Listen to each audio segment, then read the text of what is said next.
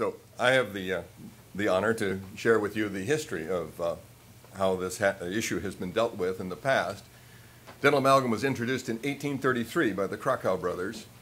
Mercury silver amalgam fillings, they deceptively called them royal mineral secundum because they didn't want the public to know that they were putting mercury in their teeth. In 1845, the American Society of Dental Surgeons forbade their members from using what they called poison metal fillings, made them sign a pledge. A number of them got kicked out of that society in 1848 for using mercury fillings. And because of loss of membership, the American Society of Dental Surgeons disbanded in 1856. And a new organization sprang up in its place that declared dental amalgam perfectly safe. And they changed the name from royal mineral secundum to silver amalgam, a filling material still used today, and the deception continues to this day. In 1926, a famous German scientist, Alfred Stock, measured mercury in his own exhaled breath from set dental amalgam and documented harm to his memory from inhaling mercury.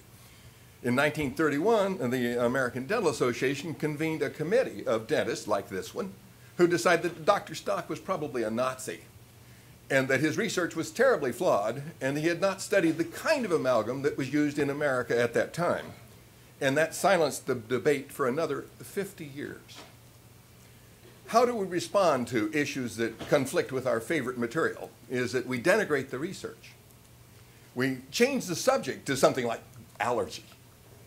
We set unreasonable benchmark standards such as proof of causation and then use biased reviews and experts to limit the discussion and not debate dose.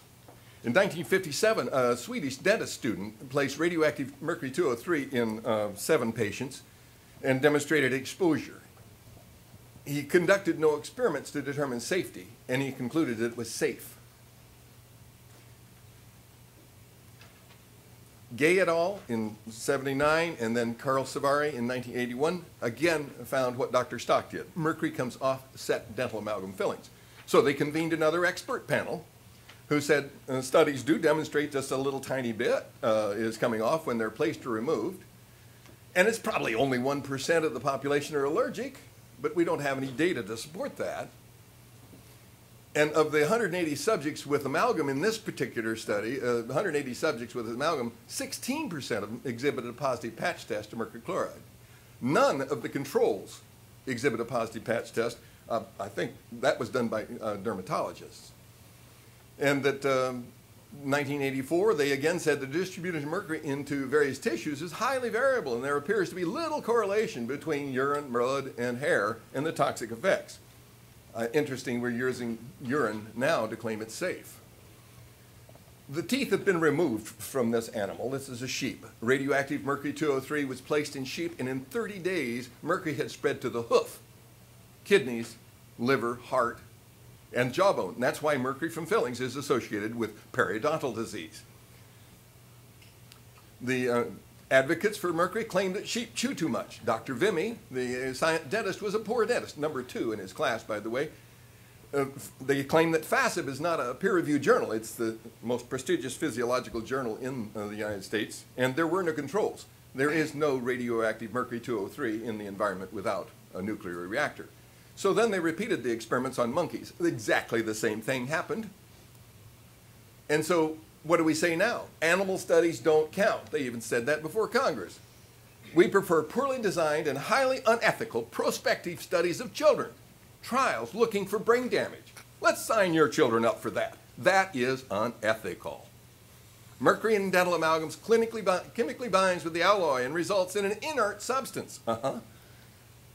Amalgam is merely a mixture of metals that form weak intermetallic compounds. And this is how Germany reviewed this. They had a whole week of scientists presenting papers and peer-reviewed papers, and that's one of them. If mercury is emitted from amalgams, it's only a little tiny bit. Only the bartender talks about a little tiny bit. 32 amalgams, an average load, scarring Enquist. You know, a little teeny bit of data will destroy all your theories and estimates. So when you measure the stool of somebody with 32 surfaces, you find 263 micrograms coming out. Gee, doesn't that kind of blow a hole in our reasonable estimates? 50% of the mercury in amalgam has been found to vaporize after 5 years. Where do it go? I wonder what happened to it. Maybe people breathed out. Here's an amalgam that's 25 years old that Yarrow Plevez touched with an instrument and then took a scanning electron micrograph. Those are droplets of mercury on the surface of an amalgam that's 25 years old. In laboratory and test tube studies with just 10 mLs of water, put an amalgam in there and you get 43 micrograms out every day for 2 years. And that's with no stimulation whatsoever. So what are we going to do with that data? Let's refuse to consider laboratory studies, nor has the FDA set a performance standard based on the amount of mercury released from the various brands. Did you know there's a wide variation in the amount of mercury released from various brands? The more copper you put in it, the more it leaks out. Dr. Stock used copper amalgam in his own mouth, or had copper amalgam, and what's our new thing in dentistry? Disperse alloy, high copper alloys. How much leaks out of them? We don't know. Small amounts of mercury emitted from amalgam are not bioavailable, but they don't want to discuss the dose. The amount of mercury in human brain tissue at the time of death is proportional to the number of amalgam fillings in the mouth. So what do you mean not bioavailable? It accumulates in critical organs. To this day, other fillings are so costly that poor people will go without care and lose their teeth. That's called fear-mongering.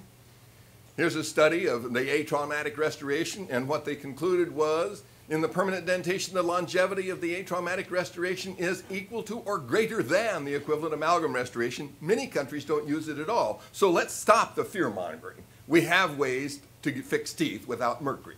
Mercury from amalgams has not been proven to cause any specific medical disorder. I'm sorry, that's not a requirement. If you can prove that, then you're going to be talking to an attorney.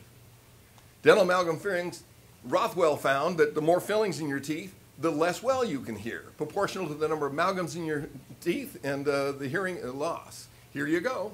See, that's what happens when you actually measure stuff. Dentists don't check hearing.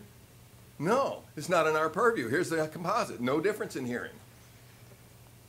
So what do you think? Is that an adverse reaction? Regression data shows that, yeah, you lose hearing when you have amalgams in your teeth. Evidence-based response says comprehensive and open discussion of mercury from amalgam is needed by medical experts, not a dental issue. Daily dose is irrelevant now that harm has been shown. Any performance standard must not allow mercury to be released at all. California warns the patients that mercury is known to the state of California to cause infertility and birth defects. And what are we doing? We respond to scientific evidence with propaganda, denigrate the research, change the subject to allergy, set unreasonable performance standards, and use biased reviews to throw out all the data from the last 50 years. And I will cede my time to the next speaker.